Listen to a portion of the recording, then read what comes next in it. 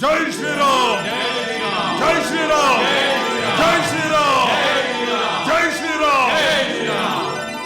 ಮಹಾರಾಜ ಸುಗ್ರೀವ, ಯುವರಾಜ ಅಂಗದ, ಹಿರಿಯನಾದ ಜಾಂಬವಂತ, ವಾನರ ಶ್ರೇಷ್ಠ ಹನುಮಂತ,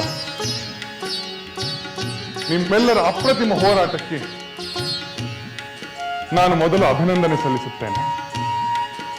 ಏಕೆಂದರೆ ನಿಮ್ಮೆಲ್ಲರ ಕೆಚ್ಚದ ಹೋರಾಟದಿಂದ ನಾವು ಇಲ್ಲಿಯವರೆಗೂ ಅಪಾರವಾದ ರಾಕ್ಷಸ ಸೈನ್ಯವನ್ನು ಸಂಹರಿಸಿ ವಿಜಯವನ್ನು ಗಳಿಸಿದ್ದೇವೆ.